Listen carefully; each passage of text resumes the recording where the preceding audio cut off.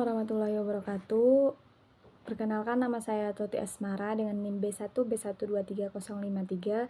Di sini saya akan menjelaskan tugas tentang analisis biaya dan manfaat. Yang pertama ada latar belakang. Dari sudut pandang ilmu ekonomi, biasanya setelah kelayakan teknis dan sosial budaya dapat dipenuhi, akan diperhitungkan apakah proyek atau kegiatan itu memenuhi kelayakan finansial berdasarkan atas perhitungan laba rugi si pemeriksa kegiatan.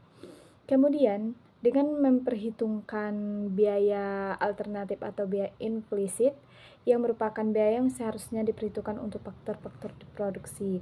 Maksudnya ini adalah di mana dari sudut pandang ekonomi biasanya kelayakan teknis dan sosial budaya dapat dipenuhi dengan diperhitungkan apakah proyek itu kegiatan itu memenuhi kelayakan atau tidak.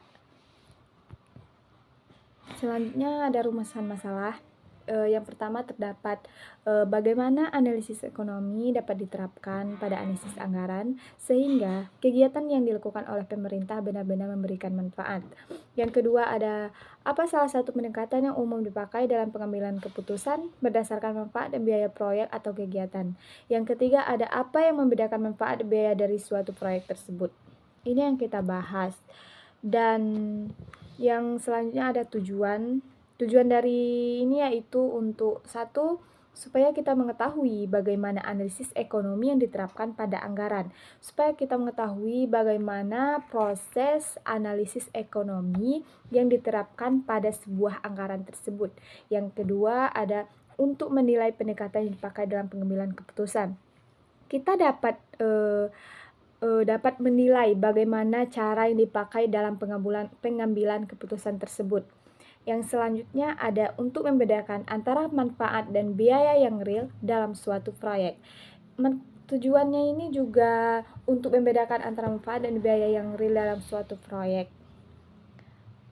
Manfaatnya yaitu memberikan pengetahuan bagaimana analisis ekonomi yang diterapkan pada anggaran. Yang kedua, agar memudahkan kita dalam membedakan suatu manfaat dan biaya yang real.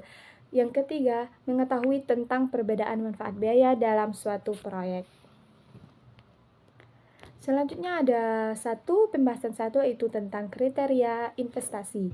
Dalam suatu prinsip yang ideal dalam kebijakan anggaran adalah membuat pengeluaran bagi setiap tujuan atau setiap kegiatan sedemikian rupa sehingga manfaat neto dari setiap pengeluaran rupiah yang terakhir lebih besar daripada atau paling tidak sama dengan hilangnya manfaat dari kegiatan-kegiatan lain sebagai akibat dari timbul pengeluaran pemerintah.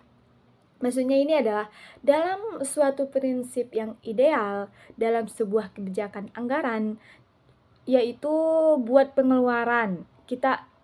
Pemerintah harus membuat pengeluaran bagi setiap tujuan atau kegiatan tersebut supaya manfaat dan kegiatan lebih akurat, lebih dapat diketahui.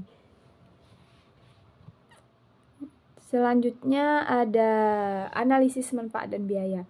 Salah satu pendekatan yang umum dipakai dalam pengambilan keputusan berdasarkan manfaat dan biaya proyek atau kegiatan adalah menghitung nilai secara bersih, yaitu dengan cara mengurangi nilai manfaat total dengan nilai biaya total yang semuanya dinyatakan dalam nilai sekarang.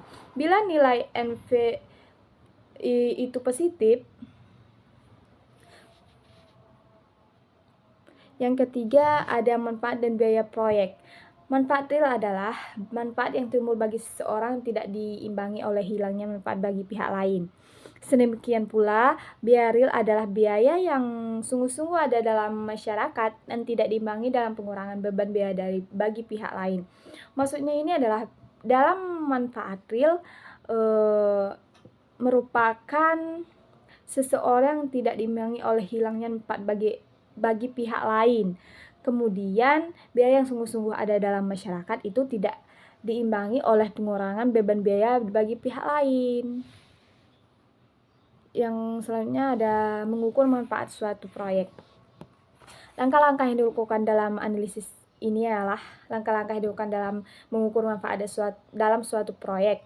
Yang A, menentukan dampak dari proyek tersebut, apakah berdampak, apakah tidak, yaitu barang dan jasa apa yang akan diperoleh dari proyek tersebut.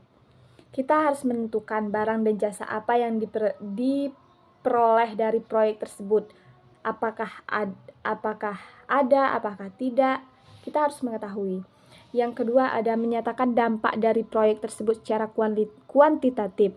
Kuantitatif adalah berdasarkan jumlahnya atau banyaknya suatu proyek tersebut. Selanjutnya ada mengenal dan mengukur biaya proyek. Konsekuensi dari adanya suatu proyek adalah beban serta pengorbanan yang merupakan biaya dari proyek tersebut. Penggunaan sumber daya yang terlibat dalam pembangunan suatu proyek akan mencakup pula opportunity cost dikarenakan pengorbanan atau hilangnya jasa produktif pada sektor lain. Sekalipun dalam menghitung biaya dalam suatu proyek jauh lebih mudah daripada dalam menghitung manfaat. Maksudnya ini adalah sekali dalam menghitung biaya sebuah atau suatu proyek itu jauh lebih mudah daripada kita menghitung manfaat proyeknya ini. Selanjutnya ada menentukan waktu dan bunga diskonto. Manfaat suatu proyek biasanya akan diterima beberapa tahun. Setelah proyek itu selesai, proyek itu akan selalu memberikan jasa yang akan diterima pada tahun-tahun yang akan datang. Kesulitannya adalah untuk menentukan tingkat diskonto atau tiket bunga dan juga menentukan umur proyek tersebut. Sering waktu suatu proyek secara ekonomis sudah tidak berfungsi, tetapi secara teknis masih berfungsi atau sebaliknya. Dari manfaat suatu proyek ini biasanya diterima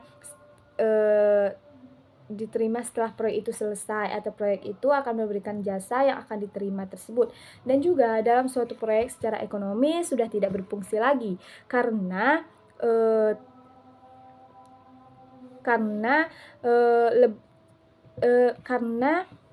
suatu proyek itu lebih ke secara teknis masih berfungsi atau masih berjalan dengan baik secara teknis.